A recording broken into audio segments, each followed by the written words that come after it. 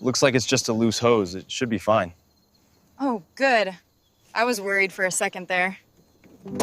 The sun was dipping behind the skyline, painting the city in shades of gold and orange. Streets buzzed with the evening rush.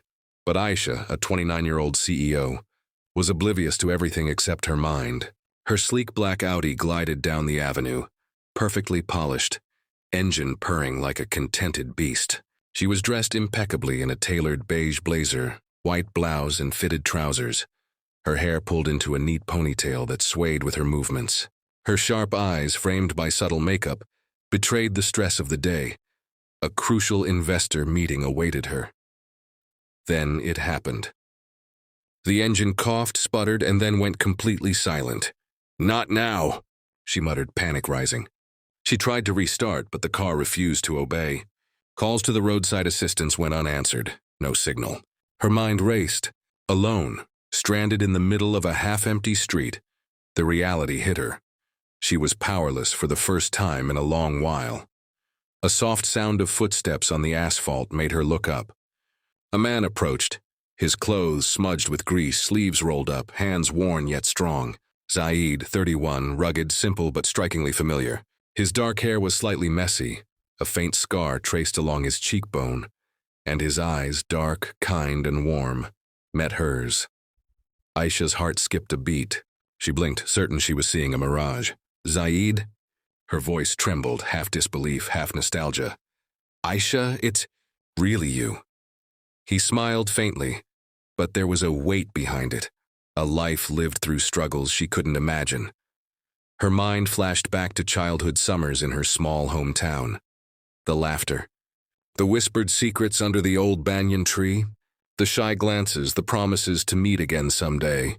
She remembered how she had left for the city, chasing dreams while he stayed behind, and they lost touch. Now, here he was, standing in grease-stained jeans and a t-shirt, looking like the same boy she once knew, yet someone entirely different. He crouched by the engine, opening the hood and inspecting the problem. She watched him, mesmerized by the effortless way he worked, how his hands moved with precision and care. She had grown accustomed to luxury, efficiency, and corporate problem-solving, but nothing in her life had prepared her for this. This raw simplicity and competence. "Looks like your starter motor's fried," Zaid said softly, almost to himself. Then, catching her gaze, he added, "Don't worry, I can fix it." Time seemed to pause. She wanted to reach out, to speak, but no words came. Only the memories, the long-forgotten laughter, the old promises, and the small pang of regret echoed in her heart. As he worked, she noticed the little details, the slight curve of his smile when he focused, the way his hair fell over his forehead, the faint aroma of motor oil mixed with soap. Memories collided with reality. By the time the engine roared back to life, both were silent. The street seemed empty around them, the noise of the city muted, as if the world had agreed to give them a moment alone. Zaid wiped his hands on a rag, stood up, and gave a small nod. "All set. You should be good to go." Aisha's chest tightened. "Thank you." "Zaid, really?" Her voice was barely a whisper, but it carried years of unspoken words. Before she could ask him to stay, he glanced toward a nearby playground where a little girl, about 6 years old, waved shyly. Sarah, his daughter, was watching curiously. Aisha's heart softened. She saw not just the man she once loved, but a father, someone who had built a life quietly, without fanfare, but with devotion. Zaid smiled faintly and said, "Drive safe, Aisha." His voice carried warmth and a hint of something unspoken. She watched him walk away, the golden sun casting a long shadow behind him, wondering if fate had given her this moment to remember that some connections are never truly broken. And as she drove off, engine humming, city lights reflecting in her eyes, one thought lingered. Why does it feel like my heart never really left him? The city was quieter that morning, bathed in a soft amber light, but Aisha felt anything but calm. Her thoughts kept drifting back to the man who had fixed her car days ago, the man who had been her first love, Zaid. She had tried to push him from her mind, reminding herself of the life she had built, her company, her wealth, the endless meetings, the responsibilities that demanded her attention.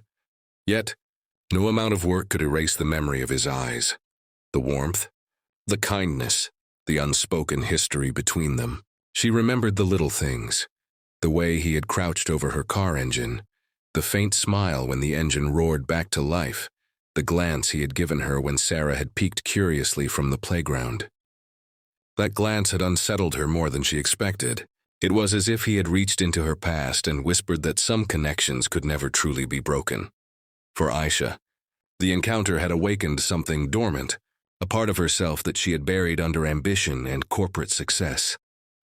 She realized that all her achievements, all the boardroom victories, and all the applause meant little if she couldn't feel the warmth of genuine connection.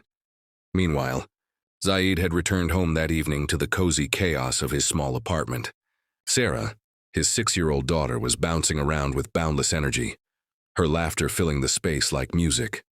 "Daddy," the lady with the fancy car. "She smiled at me," Sarah exclaimed, holding a small toy in her hand. Zaid chuckled, ruffling her hair. "Yes, she did, Pumpkin. That's very polite of you to notice. But she's not just polite, Daddy," Sarah said seriously. "She's different. I like her." Zaid smiled faintly, feeling the familiar tug of memory. "I like her too," he admitted quietly, though his mind raced with caution. He had built a simple, careful life. Raising Sarah had taught him responsibility, patience, and the importance of stability. He didn't know if revisiting the past with its unfinished emotions and old heartaches was wise. Days passed, but the universe seemed intent on weaving their paths together. Aisha, as part of her corporate social responsibility initiative, had organized a charity event for underprivileged children in the city. It was an initiative she had personally championed, hoping to make a tangible impact beyond boardrooms and balance sheets. When she arrived at the venue, she immediately spotted a group of children clustered around a man showing them how to build small toy cars. He was animated, patient, and full of warmth. Her heart skipped a beat. Zaid. She stood frozen for a moment, unsure if she should approach. Time had added lines to their faces and responsibilities to their lives, but nothing had dulled the spark that had existed between them years ago. Her pulse quickened as she watched him interact with the children, his eyes lighting up with a passion she had never seen in the corporate world. Sarah, noticing Aisha, ran forward and wrapped her arms around her in a tight hug. "Hi, I told you, she's nice," Sarah exclaimed. Saeed looked up, his expression a mixture of surprise, caution, and something else, something tender and hesitant. Aisha crouched to greet Sarah, smiling genuinely. "Hi, sweetheart. You've been telling me a lot about me, haven't you?"